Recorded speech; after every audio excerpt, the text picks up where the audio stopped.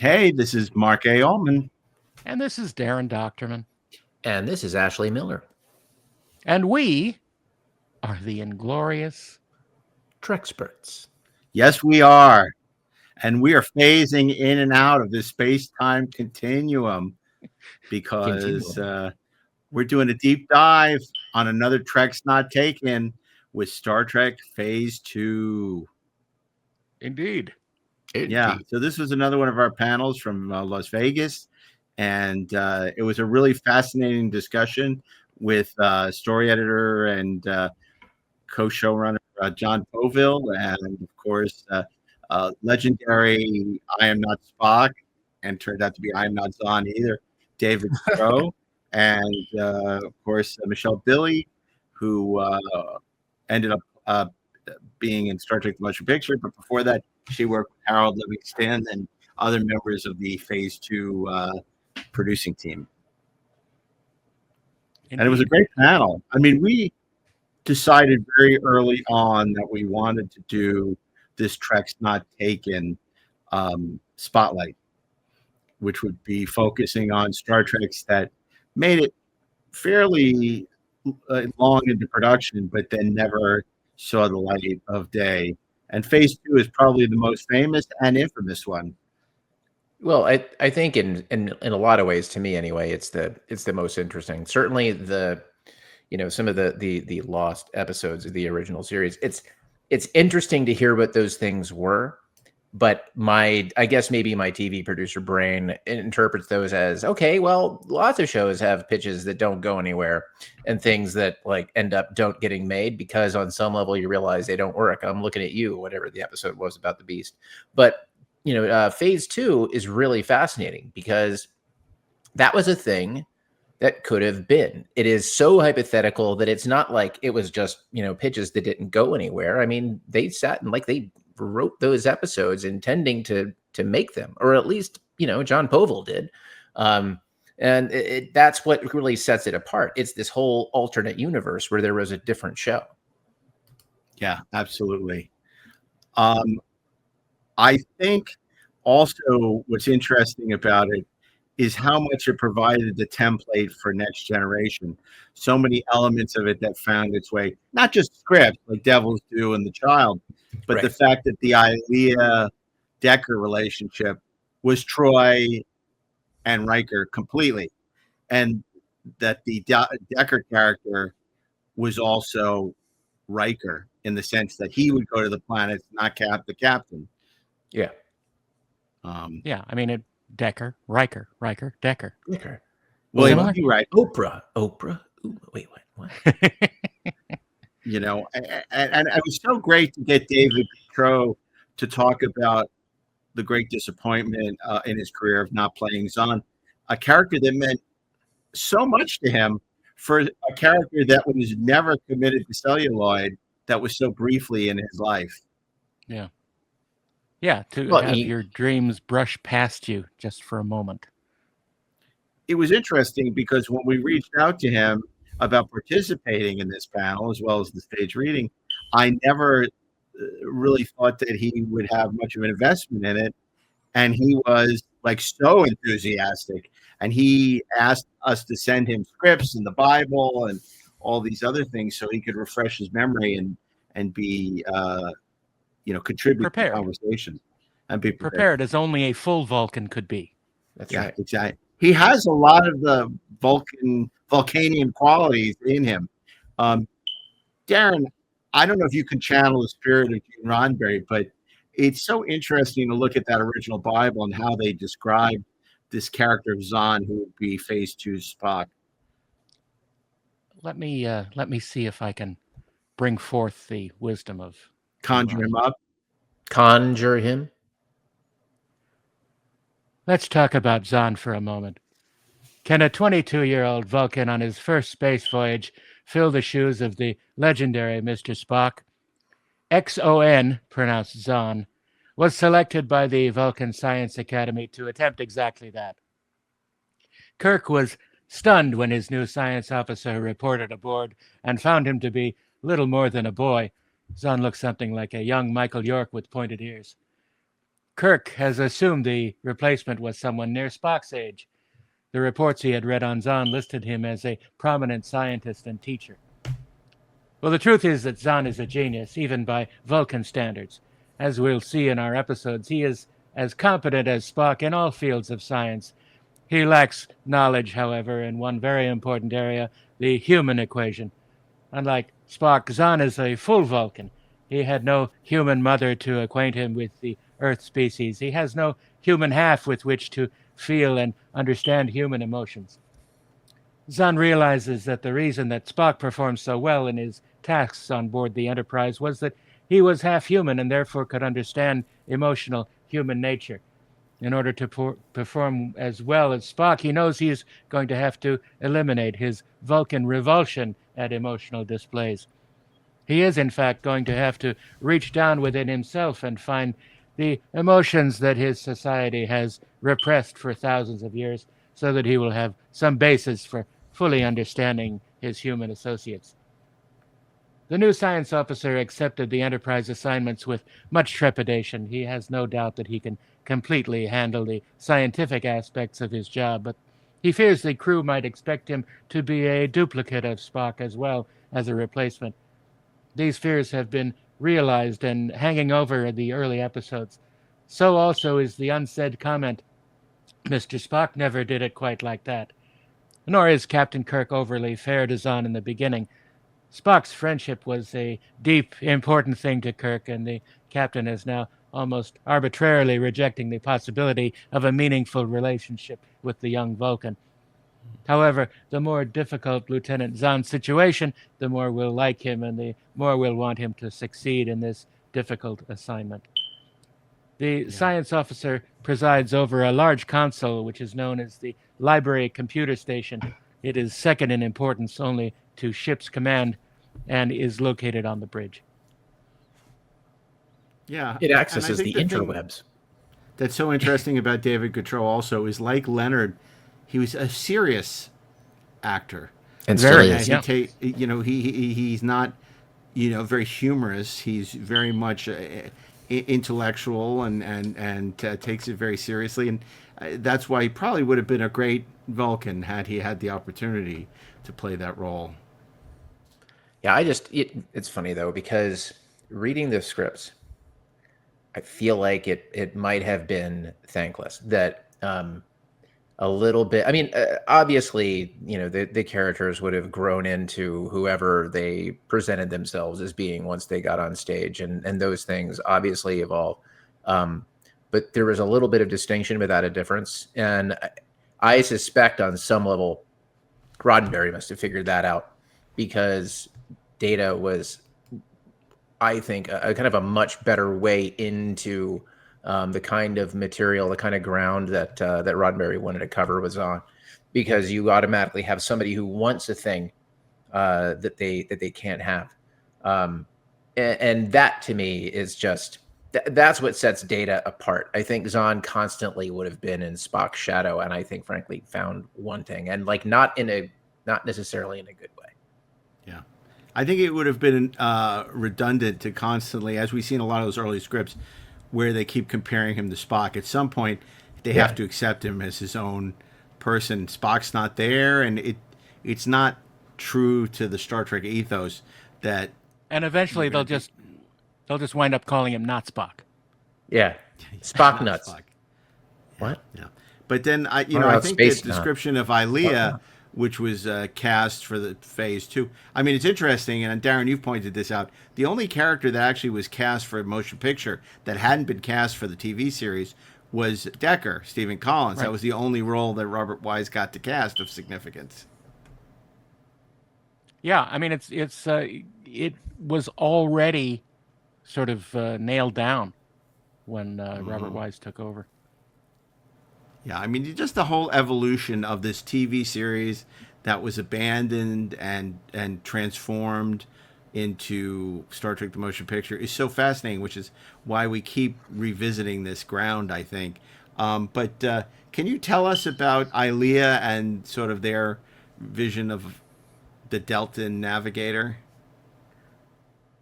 Ilea's intelligence level is second only to the science officer. and she also has the Esper abilities common on her planet. Unlike the mind meld of Vulcan, it simply is the ability to sense images in others' minds. Never words or emotions, only images, shapes, sizes, textures. On her planet, sexual foreplay consists largely of lovers placing images in each other's minds. Sounds great. Just as Vulcans have a problem with emotions, Ilea has a problem which accompanies her aboard the starship. Oh boy. On 114 Delta 5, almost everything in life is sex-oriented. It is a part of every friendship, every social engagement, every profession. It is simply the normal way to relate with others there. Since constant sex is not the pattern of humans and others aboard this starship, Ilea has totally repressed this. So, not necessarily like Deanna Troi. No. It's like, Deanna Troi with all the well, I don't know. It's Deanna Troi being Ilea with all the interesting shit, saying it off. Yeah. And you know what? I think that's a perfectly valid way into a character. Why be pearl clutching neo-Victorians about it? Sex is a thing, man, and also it's the 70s, right? And plus it's Gene Roddenberry. But it's and obviously Gene was certainly, he wasn't exactly what you call a prude. But it is a valid thing. It's a valid characterization to explore. Exactly. It's why Star Trek doesn't have to be sexless. Why does it have to be sexless? It's that's silly. And it's interesting that in one of the episodes of Phase 2, a lot of people were upset about the profanity in some of the new Star Trek, which is the least of its problems. But there was an episode of Phase 2 where it called for nudity and profanity, which is, in the mid 70s, late 70s, I don't think it would have happened. And, tends to be, Roddenberry coming off of Pretty Mates All in a Row. I'm not sure that Star Trek on. Oh, I mean, it definitely could have gone along with it, nor would it have been necessary.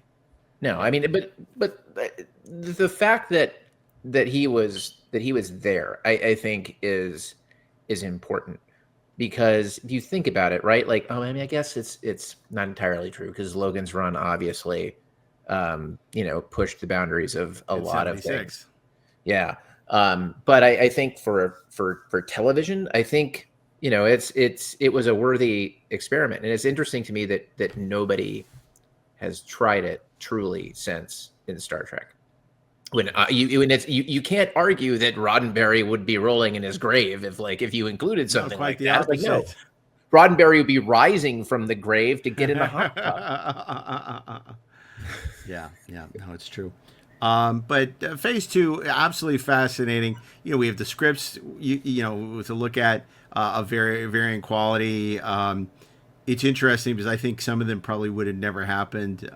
They're very proud of Richard Bach, Practice and Waking, but it didn't focus on Kirk. I can't imagine Shatner ever allowing that to Richard happen. Bach, husband of Leslie Parrish, who played the hottie in Who Mourns for Adonais. Leslie Parrish. No, Leslie Parrish. Leslie Parrish. She played, Carolyn Palamas is the character. Palamas is the character. Yeah. That's not. Yeah. I don't want to think of her as Richard Bach's wife. I want to think about her as the lovely Carolyn Palamas, who is a vital part of the Enterprise crew. Yes.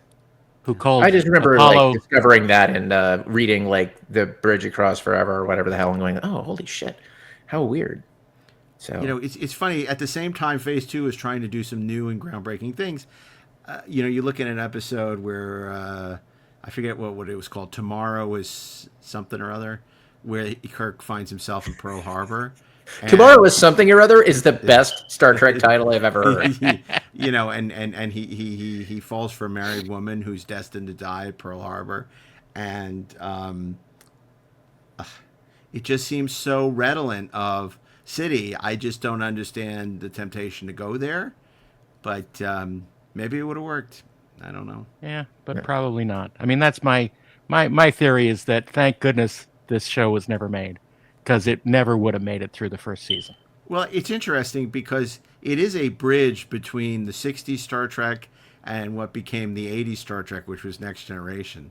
It sort of has a lot of more of the 60s Star Trek than Next Generation would have, but it has a lot of Next Generation in it. It's this weird hybrid. Yeah. And it's an incredible curiosity. And of course, Ron Moore brought it to life in For All Mankind, where he said that the 3 Star Trek series in the For All Mankind universe are Star Trek Phase 2, and Star Trek The Next Generation. Right. Yeah. Which is... But I have a sneaking suspicion that it would have been a lot more related to Buck Rogers than Star Trek. Well, that may be the production design. There's a lot of... No, that's what I mean. Yeah, I mean, the production design is very 70s. And it's interesting, Matt Jeffries worked on it as a consultant, but you're talking about a lot of that Mike Miner art. Yeah. Well, you can see some of that stuff. Like there's if you're looking for it, kids, there's screen test material that actually is on the sets as they were built originally before they were modified for motion pictures. Really fascinating to look at that. And if you visit the Roddenberry archive at roddenberry.x.io, you can see our recreation of the Phase 2 bridge and the Phase 2 Enterprise, and it's Awesome. it's a very good example of what it was going to be like. Yeah.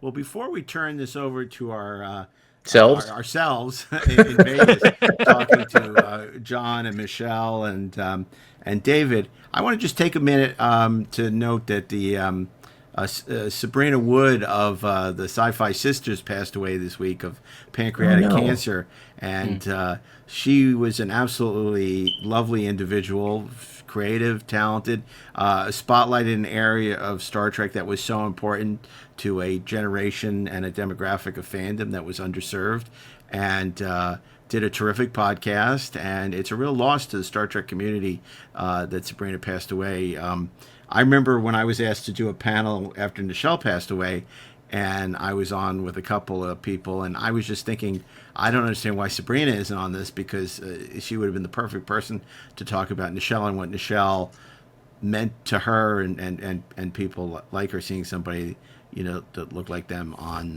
the bridge of the Enterprise. But I was on a panel with her at the Creation last year, and I found her incredibly funny and intelligent, and just a real loss. So our condolences go out to her and to her family and her fellow podcasters at Sci-Fi Sisters. And there's a whole bunch of episodes you can listen to that will keep her spirit alive. And on that note, we're going to break for a few commercials, and then when we're back, we'll bring you Interphase. I don't know. We'll bring you what do we call it? The Next Generation that wasn't. The unnext generation, the uncool it. No, we'll figure it out. Yeah, Jeffrey Holder will be here with them. Well, we'll return with our Phase 2 panel from Star Trek Las Vegas 2025, and we'll return afterwards with a few closing thoughts. So stay tuned. And now we are so thrilled. This next panel is so exciting. It's something we want to do for a long time. It's a largely unexplored piece of Star Trek history, and it's absolutely fascinating. It's the TV show that almost was a sequel to Star Trek that would have been made in the 1970s. Star Trek, as we've come to know it, Phase 2, although I believe Gene Roddenberry used to call it Star Trek 2 at the time. It was just called Star Trek 2. Yeah. So Darren, if you would do the honors of introducing our incredible panel united on this stage for the first time. All right. We have first the associate producer of Star Trek The Motion Picture, and he was a story editor on Star Trek Phase 2, the lovely and talented JON POVILL.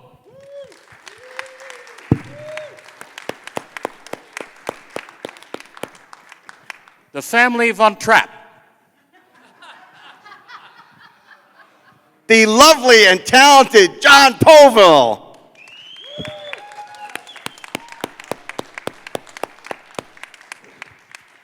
The Von Trapp family singers. The lovely and talented JON POVILL.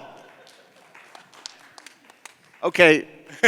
And his wife, Harold Livingston's assistant. Right. And as well as the unfortunate victim of V'ger in Star Trek The Motion Picture aboard Epsilon 9, Michele Billy Povill.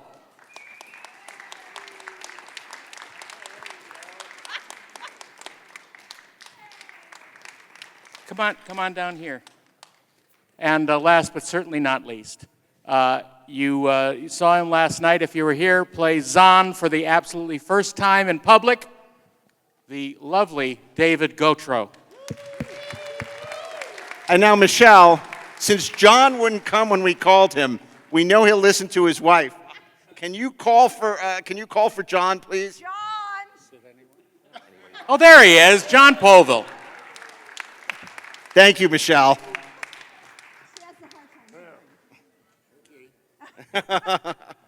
Welcome. We're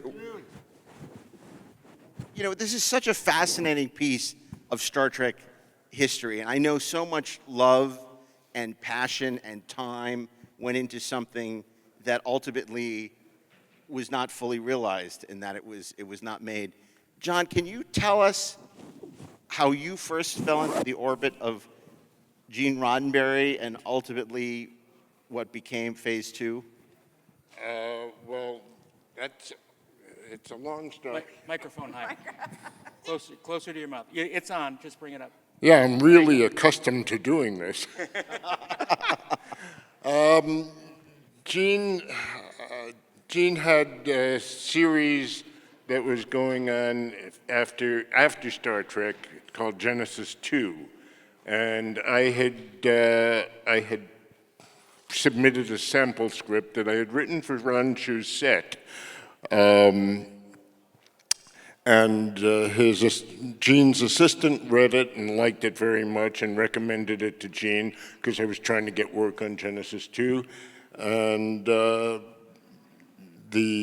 process took about a year before Gene read the script or had D.C. Fontana read the script and write him a note.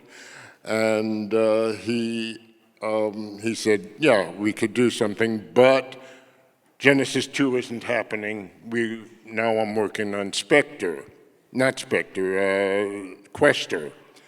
And so it switched over. I could pitch to Quester, and I pitched, and Larry DiTilio was the story editor of that, and he liked what I pitched.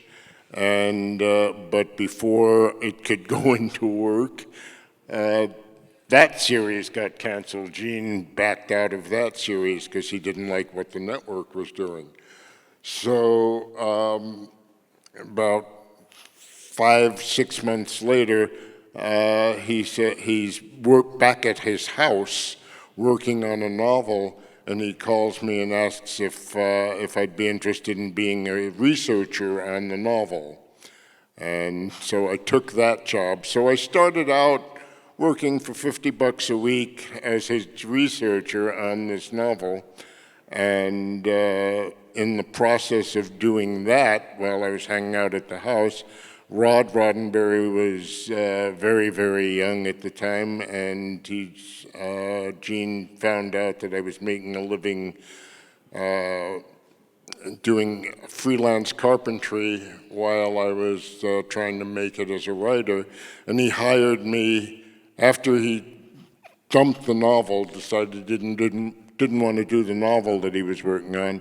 He asked if I wanted to be I wanted to do baby-proof the house for Rod. So I was working on, little odd jobs and baby-proofing the house when he got the call to go to Star Trek, the motion picture, the first version, which was The God Thing, which was based on the novel that he had started writing that I had researched. So the God Thing didn't happen because when he first got the assignment, it was Frank Yablans was the president of the studio, and Frank Yablans had no problem with the premise of the God Thing, but while Gene was working on the script, Frank Yablans got fired, and Barry Diller came in, and Barry Diller was a devout Catholic, and he had a very, very big problem with the God Thing, and so the God Thing got dumped in the toilet, and we continued on. I was then there for... Let me just for a Go second. ahead. I want to stop you. No, I want to stop you for a second. Talking because too when much. you refer to the God thing, I think a lot of people may not know what you're referring to in the sense this was a script that Gene had written for a Star Trek movie in which a spaceship claiming to be God arrives on Earth, and it ends with a fist fight between Captain Kirk and Jesus Christ on the bridge. So it's very easy to understand why maybe perhaps that film was not greenlit. And there are a variety of scripts that Gene was working on at the time involving black holes and different things. And then, of course, Planet of the Titans, Phil Kaufman's unproduced script happened. Comes through it the was transom. also Chris Bryant and Ellen Scott's script. And which Phil Kaufman was going to direct. That goes away. And now Paramount says, we want to develop a new Star Trek TV series. They want to make it the cornerstone of a new network. This is a time where there are only 3 networks, and ABC, NBC, and CBS, and Paramount says, we're going to have the 4th network, and the cornerstone of that would be Star Trek Phase 2. Phase 2, yeah. So, was there a question there? Question, yeah. Oh, no, I want you to pick it. I want you to pick up where you left off. So now you're working for Gene Roddenberry, and he's putting together, like the Magnificent Seven, putting together the gunfighters. How does your involvement with Phase 2 begin? It began right at the beginning because I was sitting there still from 1975 on. So when this came, I was still assistant to the producer. And Harold Livingston was hired as the writing producer, sort of similar to Gene Kuhn on the original series. And Harold and Gene gradually did not get along.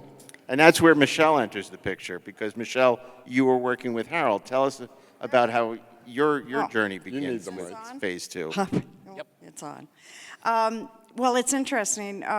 My involvement with Phase 2 began with David, actually.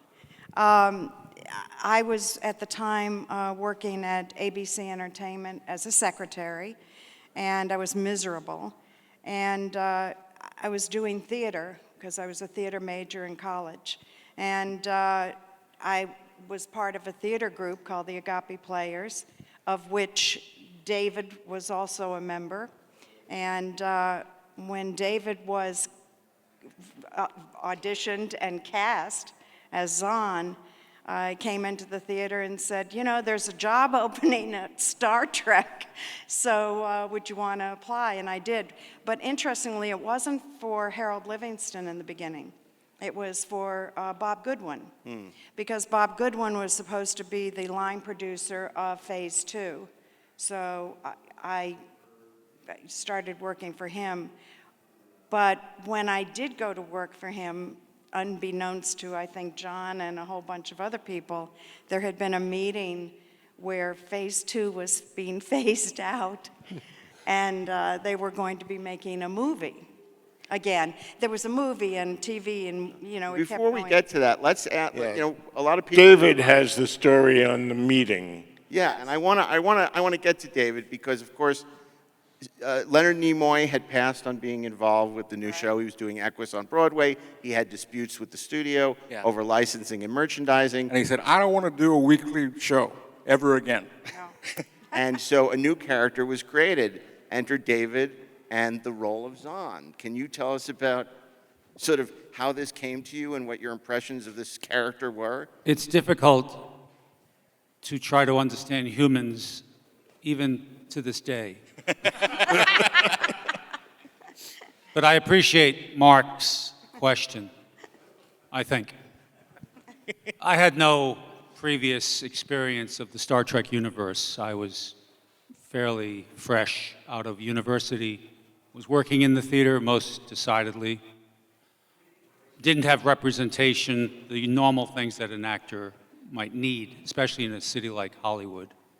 And somebody who liked me said, just make up a resume, put anything you want on it.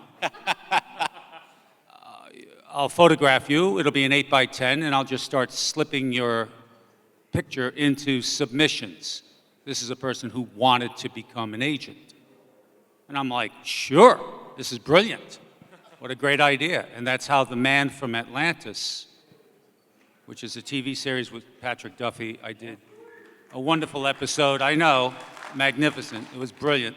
I'm not joking. It was so much fun.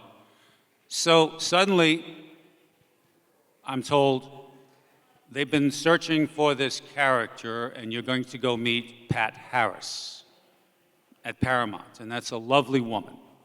And I can still see her sitting across from me.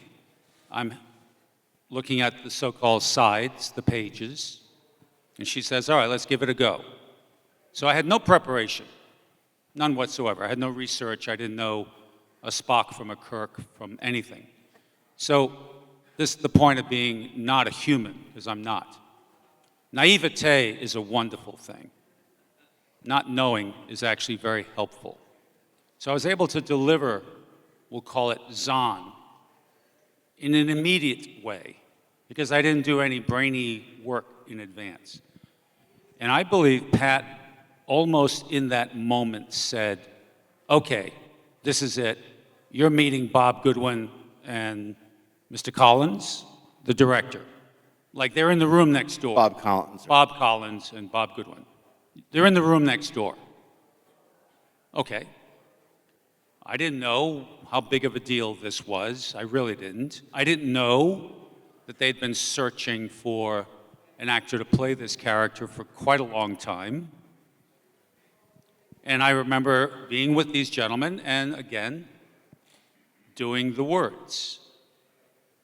And I remember one of them saying to Pat, what has taken us so long?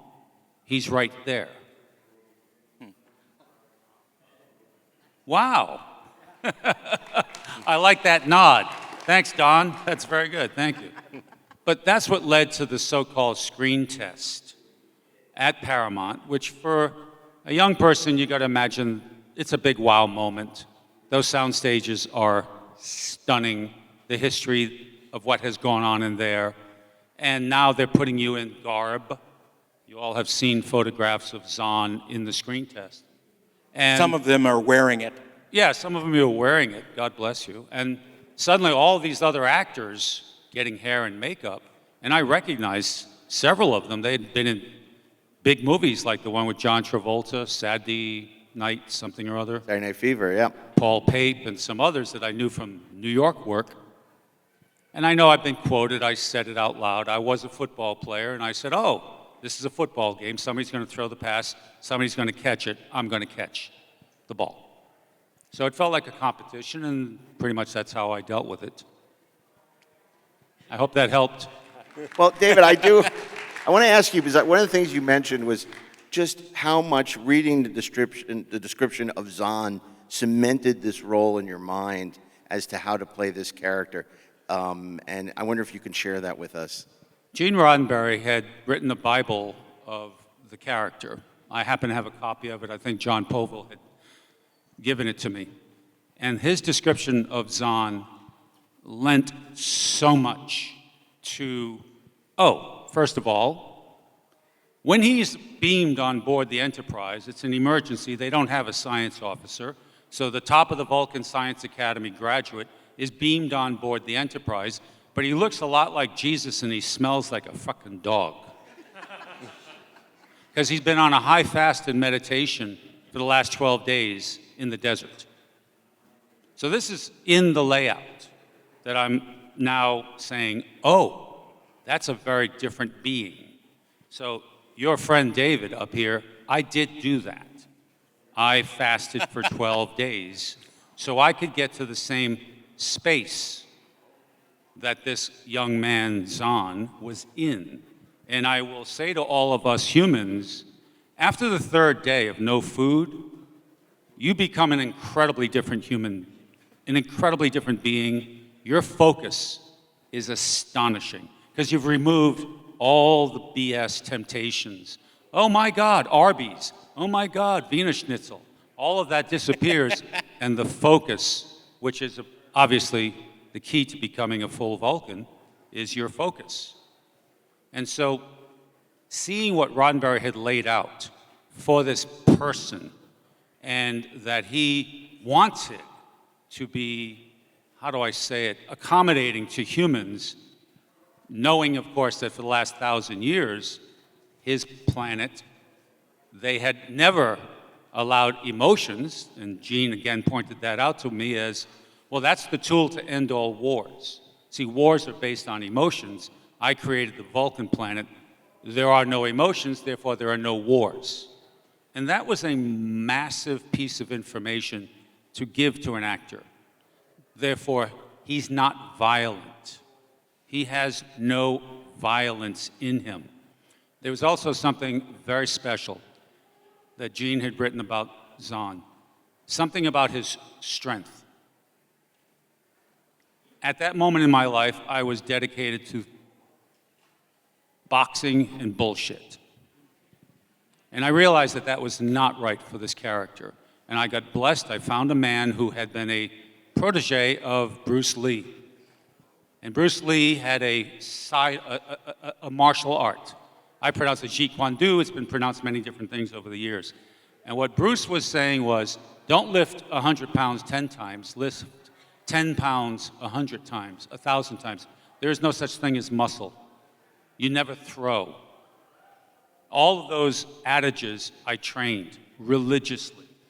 And that freed me from the stupid Homo sapien that we all tend to be into becoming something more focused and more available as a Vulcan. And all of this, to me, is... Obviously, I was blessed to have spent some really serious quality time with Gene Roddenberry. I love the man to this moment. Here you all are, here I am. The things that Gene shared with me were beyond. He said to me flat out, David, you're going to be my science officer, therefore you'll only be speaking the truth. I do not write science fiction, I only write science fact. Well, that's interesting. You're going to meet all the people who have, he didn't use the word influencers, but he introduced me to the people from JPL and NASA, and therefore the Voyager, things of that nature. The nature of zeros and ones is the universal language, not English or French. This is all Gene Roddenberry. I mean, that's his gift to all of us, I believe. Certainly was a gift to me. Did I answer anybody's question? I forgot. You did. Thank you. And then some. I forgot. So I want to ask you, John, you know, a lot of people ask David, were you intimidated stepping into Leonard Nimoy's shoes as Spock? But I think I'm more interested in, was it intimidating for you to create a new character in Star Trek that was replacing Mr. Spock? No. It felt like a fantastic opportunity because, the character is the one who had to deal with it. The character was one who was the actual person who was replacing Spock. And that has to be a really big responsibility. And Zahn, very logically, would be focused on, okay, what was Spock's great advantage in working with humans? Well, his great advantage was that he was half human, and he could understand emotion, and he could cope with it and deal with it better. And so Zahn, as Data who followed him, Zahn's ambition was to learn as much as he could about being human, about humanity and how they thought and how they felt and what they did. And that was the focus of Zahn, for me, was the logical pursuit of humanity, as it were. And so that was not intimidating at all. It felt like the natural progression. And we had a young man, and we needed a young man. There's been a lot of talk, obviously, understandably, about Gene Roddenberry, but Michelle, you worked ultimately very closely with Harold Livingston, and he was really the lifeblood of this series. He was the producer, he was the writer. He was the writing producer so of the series. Can you talk about I mean, Harold was an incredible character. Anybody who's met him can attest Yeah, to that. I mean, we have to say, with love, Harold was a curmudgeon in a beautiful way. But he was very gruff. He was a short man.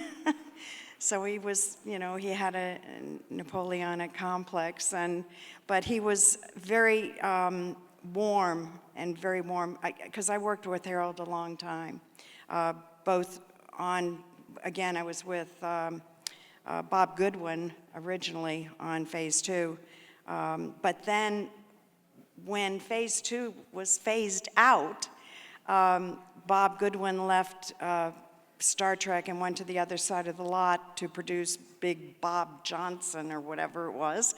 And since I was his secretary, I went with him. But I was miserable because I missed Star Trek and I missed the people. I missed Gene. We had so much fun between, you know, Susan Sackett and Rosanna. And so I went back to Star Trek and I started working for Harold.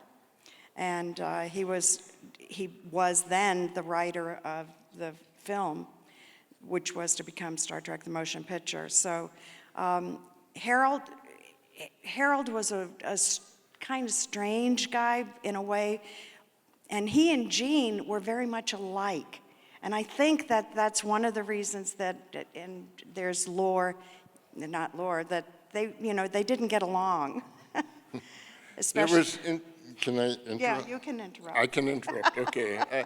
The dynamic between them was really remarkable in the sense that they were both pilots in World War II. They both had tons of World War II stories that they used to share in the early part of the relationship. And it wasn't until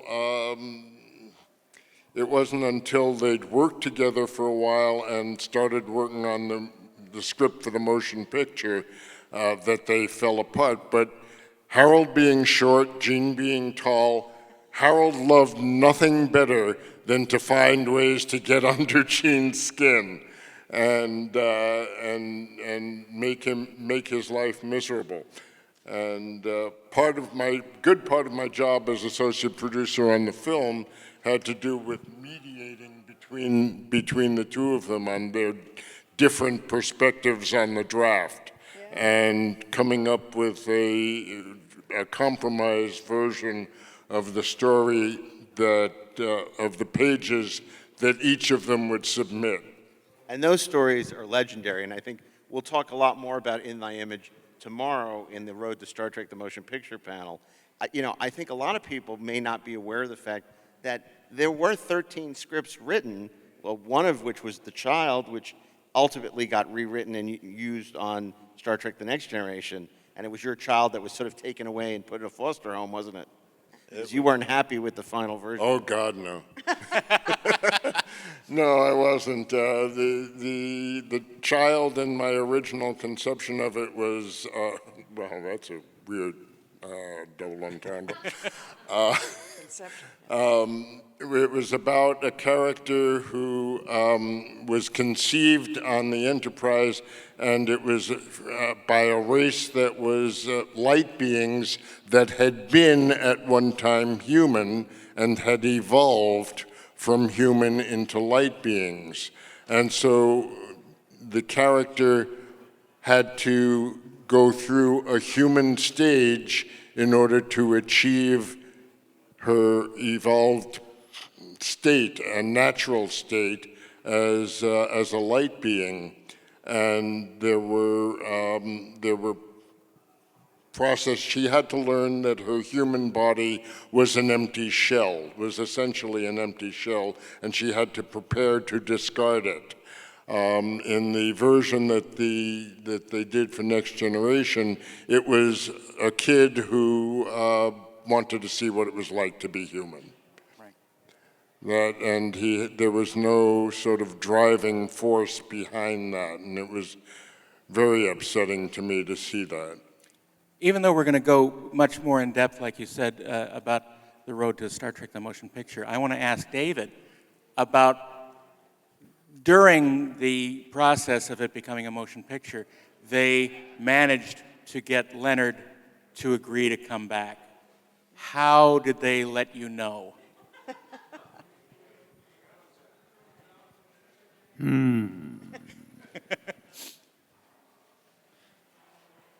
So there were machinations. John made a quick reference to something that did occur when I had done the second screen test, which happened because of Mrs. Roddenberry, by the way. Right. I learned during that much more about Spock, because apparently Mrs. Roddenberry and her character had had a bit of a love's labors lost with Mr. Spock. So for her, as a character, how is a 20-something-year-old going to be her love interest on this series? So she found a guy who she felt was much more age-appropriate to play this role. So that's when I started to learn about the legacy of Spock versus who I was scheduled to play, which is Zahn. And it all happened in the midst of this so-called second screen test, which is where they were also looking for the role of Decker. Okay. So at that moment, there were many people whose hands were already ready for this to become a TV series. I could remember Mr. Phillips, Fred Phillips, who had prepared my ears and was doing the makeup. And I remember the sets were already being built. And I remember doing the second screen test, and then I remember getting an incredible phone call on a Friday night to please come to my office. This is Gene. Come to my office. We're at Paramount. We have a celebration. So I drive to the Paramount lot, and I go to Gene Roddenberry's office, and it was a beautiful place. And there's a lot of men, well-dressed and not so well-dressed, and they're all celebrating that we're going to be a motion picture. Clink. Yes. And then will become the series, phase 2. But we're going to be a motion picture. And I know a lot of you already know this because Star Wars for 20th Century Fox had just gone through the roof. It made $100 million perhaps in its first month, which is unheard of in science fiction. That evening, though, yes, I had a wonderful glass of bourbon with the gentleman, Bob Goodwin and I had a private tete-a-tete phone, in-person conversation, and I could sense that he was sensing that this was going to be more than just we're going to make a motion picture, that there was big changes that were going to happen. I don't know if he was feeling that his job was threatened, but probably it was.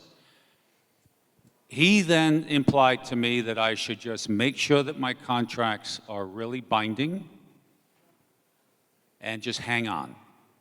And it was that period where you started to feel the transition. And even I became very aware of just how important Leonard Nimoy was to this enterprise. Partly because Paramount insisted, A, that there'd be no publicity about my having been cast.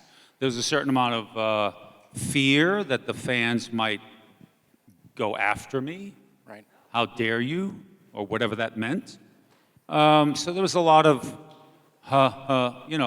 bumps along the road of that nature. The good news for me, I'm still working as an actor during this period of time, though I could not take on anything that was of a rival nature. I couldn't sign on to do another series. I actually couldn't even do guest star roles on what we call SAG-type jobs. But it left me free. I share this hardly ever. It left me free to do things that were AFTRA. Raise your hand if you know the difference. So I was bachelor number 1 on The Dating Game, 1978, because it was an AFTRA gig. Hurrah. And yes, it was exactly the same period of time as that mass murderer was also bachelor number 1 at some point on The Dating Game. Well done. All because of Star Trek.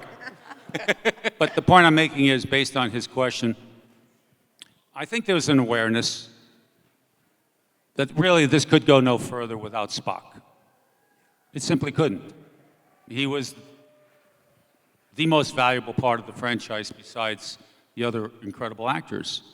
But they were constantly saying to me, bide your time, you're under contract, this too shall pass, we'll make this frickin' motion picture, but we really want to launch a series. So it was sort of bipolar in those periods of my life. I held zero. Even to this day, I've always thought of Leonard Nimoy as just one of the greatest beings on this planet, just a great human being. Some of you know the anecdote of him flying me in from New York to have a sit-down with him when it became obvious that Phase 2 was never going to occur, and that he was not only going to be Spock, but he was going to continue as Spock, and he wanted to have a conversation. And I was flown into Los Angeles. I'm at his office.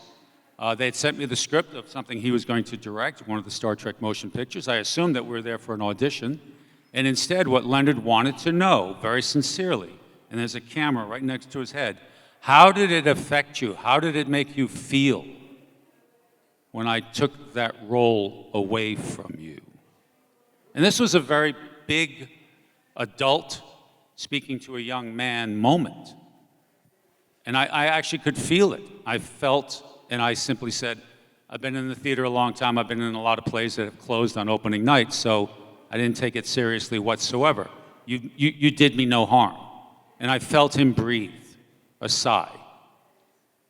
And I knew that that was because I was dealing with a wonderful human being, which I really believe, obviously, Leonard Nimoy was a wonderful human being. So it was like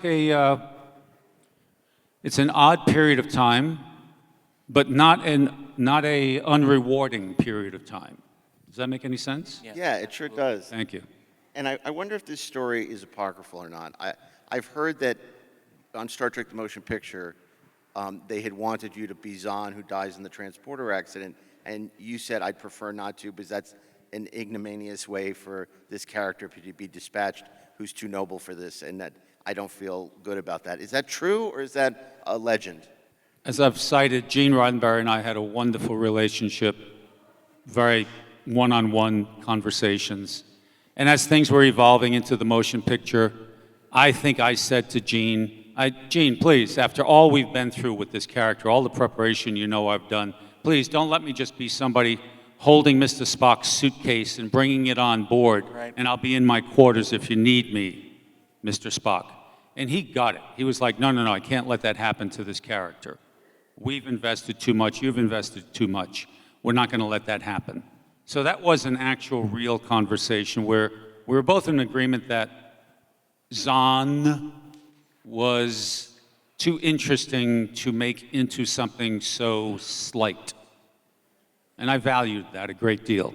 Yes, some fun conversations did occur about playing Commander Branch.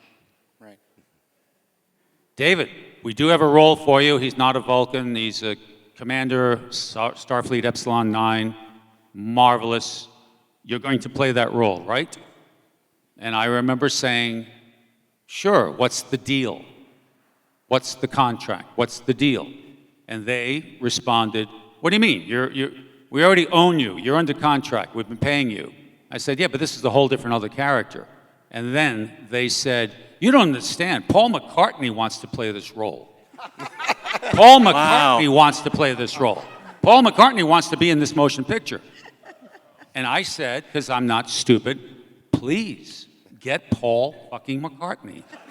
I'd like to see him in Star Trek. I mean, come on. Who wouldn't? I mean, I can just hear, that's within Klingon boundaries. Who are they fighting?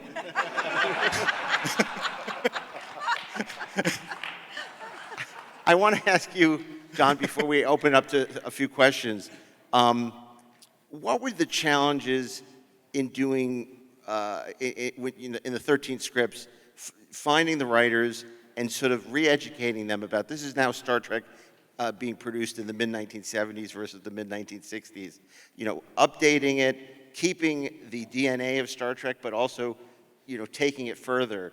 What were the challenges and what was the most rewarding part for you during that fertile time? Probably what I was most excited about was Richard Bach who did Jonathan Livingston Seagull, and one of my favorite books, Illusions, wanted to do an episode. And he wrote, he never finished it because he found out that it was going to become a motion picture and the series wasn't going to happen. But he did 34 pages that read like a full episode. And by God, it was so brilliant, I was just in awe of it. And it was a very strange feeling to give notes, because I was story editor. I had to give notes on the things that weren't quite Star Trek. And to be giving notes to Richard Bach just was amazing to me. That was really exciting. And there were other, David Ambrose was a close friend of Chris Bryant and Alan Scott, and David Ambrose did a script for us called Deadlock, and I did a lot of work on rewriting that because it wasn't quite Star Trek, but that turned out to be a wonderful, wonderful episode. We had Mission Impossible on planet Klingon, which is the Katoomba two-parter that was fantastic and really, really good. We had other episodes as well that were not, that were not as great, not as inspiring.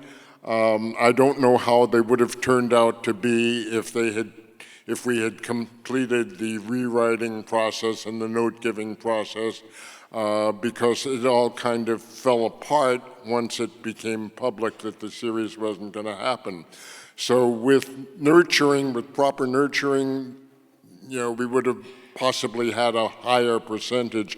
But we had at least 40% of the episodes that I think would have stood with any Star Trek episodes, including Practice and Waking, I think would have been probably the top episode of Star Trek ever. But what would have been one of the top episodes? Practice and Waking, the Richard Bach one. Mm-hmm. It was basically Scotty Decker and I forget the third one, Sulu, are sucked into the dream of a woman who is in suspended animation from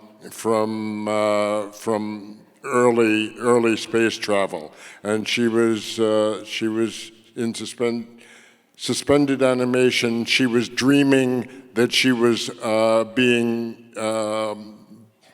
being tried for being a witch in Scotland.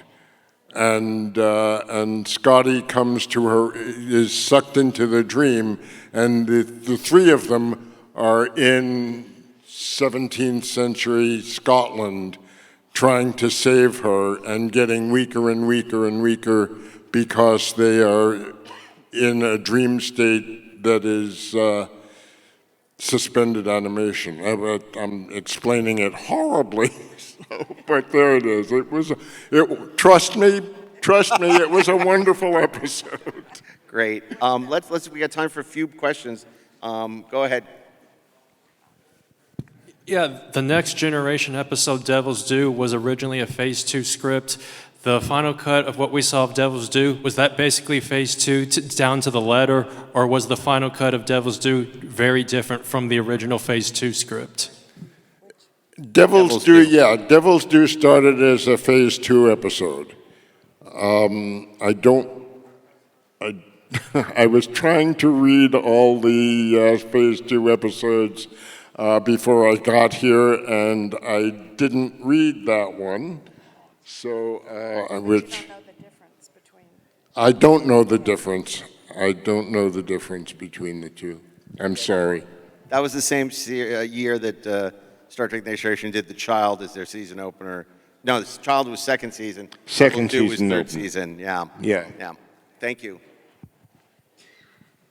Good morning, everybody. My question is to David. I know you mentioned that you came into the the readings and everything and auditions without knowing anything about Star Trek, but I'm curious if you drew anything as a student of the craft, like did you read Marcus Aurelius's Meditations on Stoic and Logic and the Virtues?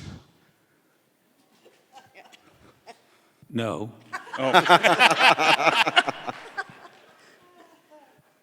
Realize the goal for the actor. I'll give you this. Once I was cast, and it became obvious that I was going to perhaps be playing this character for now as many as 6 years, suddenly an enormous responsibility came to me. Because the concept of a full Vulcan to an actor might mean, oh my God, I'm a 2x4, I'm a piece of wood. There's no emotions. What am I expressing? Where's it coming from? What do you mean logic and nothing but logic, et cetera, and I have to interact with these beings, these humans. My acting coach at that time was a man you should all remember. His name was Jeff Corey, C-O-R-E-Y. I believe he probably had guest starred in an episode, I'm sure, of the original Star Trek series. Cloudminders, yeah, and he was Leonard's actor. And so I'd been a student of Jeff's for quite some time. He had been Jack Nicholson's acting teacher, Dustin Hoffman. I mean, the list, James Dean, phenomenal human being. So when I rang him up and I said, so I'm going to be playing this role, which I had not done any preparation for with him. I said, but now I really feel like I have to prepare because I'll be playing this role for a very long time. He got very excited. Now, some of it was on a personal level because he actually never really liked what Leonard Nimoy had done. And now, so all of a sudden, this is an opportunity for him, the great Jeff Corey, to impart to me, his young student. Now, remember, all of acting is action. You must pick an action. This is exactly what Jeff Corey gave me. Realize that every human's brain resembles like a 33 1/3 RPM record.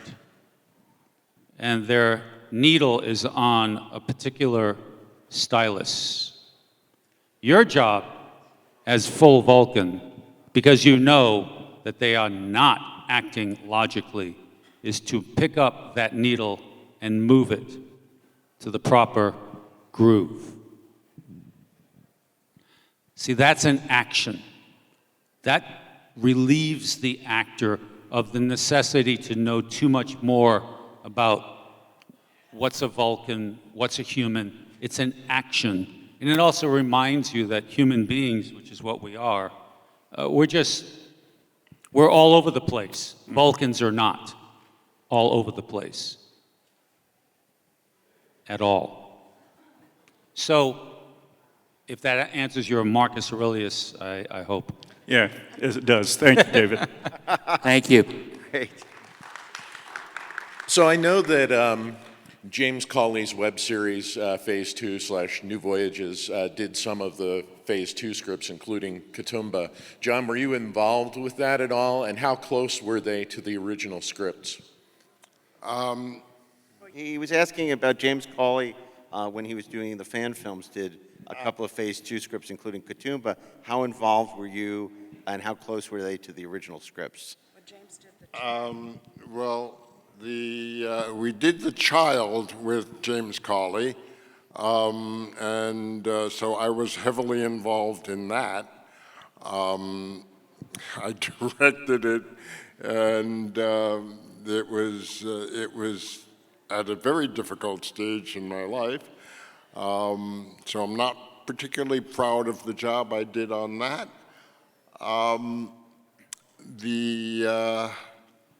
The Katoomba, I've not seen the episode that James did on that, so I don't know how close or far it was from the original script. Thank you. Thanks. And then last question, our red shirt. Yes, On the internet, there's some on YouTube. You got some footage of some of the sets that were built for Phase 2, especially the warp core was a lot different than what ended up in the motion picture. Did you have any knowledge about the sets, if whether or not the bridge was ever built for Phase 2? I was primarily involved with the scripts, so okay. I had some awareness of what was going on. I saw them, but I was not heavily involved in Phase 2 scripts. Phase 2 sets. Did you ever see the bridge? I can actually speak to that. There are photographs of the Phase 2 bridge as it existed before they started overhauling it for the motion picture. The shell of it is exactly the same. The shell of the Phase 2 bridge was the shell that we saw in motion picture. The position of some of the control panels were changed around a little bit. They changed Spock station, I know, and the layout of the controls are pretty similar to what they finally wound up with. So it's actually quite close, except for some details on the side of the view screen. There was a little transporter there that they would bring up tools, and there's another strange object on the side of the turbolift that we don't really know what it did. But yeah, through the Roddenberry archive, we did a lot of research on this and figured out what they were.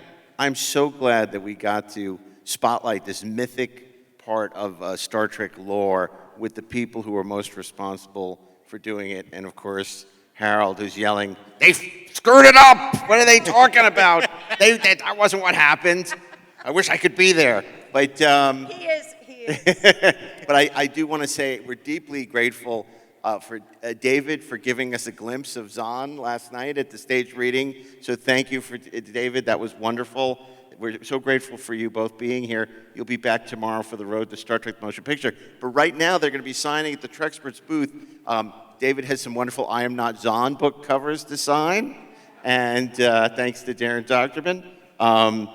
John has some vintage Phase 2 letterhead that he is going to have available for signatures, and Michelle has some terrific materials to sign as well. And it's a chance to ask more questions and get more insights into Phase 2 and meet these wonderful people. So if you want, they'll be at the table for the next hour or two, I think. And they're all on a precise heading for Earth.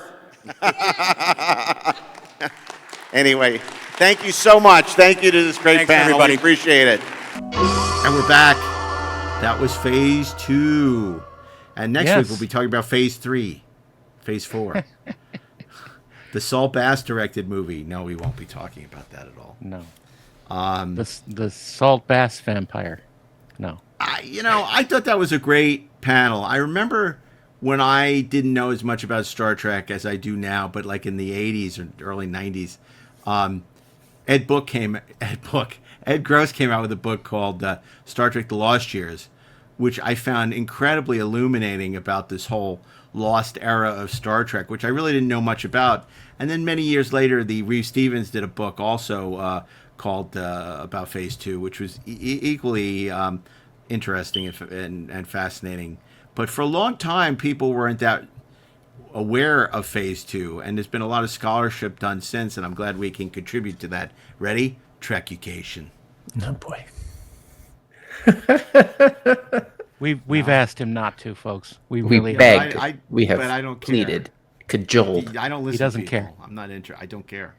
He is immovable. I love Trecucation. I'm gonna trademark it as soon as the government reopens. I'm going to the patent trademark office. I'm gonna patent that. I'm gonna trademark Trecucation. There you go. I'll show you. Do that. I don't think there's going to be a lot of competition for it. I'm just going to be honest. Okay. Well, I think this was another great episode. It was another great panel that we did at Star Trek Las Vegas, and we have more to share with you. But it was just such a, and one thing we got to do before we sign off is a real special thank you to JON POVILL and Michele Billy, who were wonderful and participated in so many panels and joined us for some great meals, and were just full of excitement, and they were so delighted to meet the fans and see the love that was towards them. And it was great for us to see that, because I think that, John was a little disappointed when they remade The Child. He wasn't very happy with it. And, obviously a lot of disappointment. He did go to work on Sliders, but he didn't have an opportunity to see Phase 2 come to fruition. And I think he had really high hopes for the series. He was really passionate about it. So to see the excitement of the fans and be able to share this and reunite with David GAUTREAUX was something really special for them. And it ended up being special for us as well. Agreed. It was great to have them included and have them experience some of the love from the fans for the work that they've done. Yeah, and we're very appreciative to them, and we're very appreciative to you for listening to another episode of Inglorious Treksperts as we continue our 8th season and we count down to the 60th anniversary of Star Trek on September 8th. We want to remind you can rate and review Inglorious Treksperts wherever you listen to podcasts. You can subscribe on Spotify at treksperts.com, and you'll get access to bonus episodes, commercial-free drops, and much more. Inglorious Treksperts is a production of the Treksperts Podcast Network. Mark Altman, Darren Dochterman, Ashley Miller, executive producers. Peter Holmstrom, Brian Mixer, producers. Mark Rivera is our audio sound mixer. John Carney, our social media manager. Inglorious Treksperts is copyright 2025 by Treksperts Plus. And share your thoughts about this and grow stronger through the sharing on social at Inglorious Trek and Inglorious Treksperts. Or you can email us on snail mail through trekspertsplus@gmail.com. And on that note, I think we're going to wrap up. Email is not snail mail. Yeah, I know. Snail mail, you put a stamp on it. I know. Yeah. I didn't expect to get caught on that. If you want snail mail, we'll give you Darren's address. You can mail him a letter. No, you will not. Darren, what's your address? I'll give the address for Wrigley Field in Chicago. Okay, just send your letters to Santa. Okay, so on that note, there's one little thing left to say, because we're trying to keep these closing thoughts short. Too late. Damn it. Whoops. Keep on trekking. Ingloriously, of course. Engage. Or is that the turbo lift? I don't remember. Is that the warp speed or is that You've been saying engage so long. I guess it's the warp speed. Okay, good night. See you next Thursday.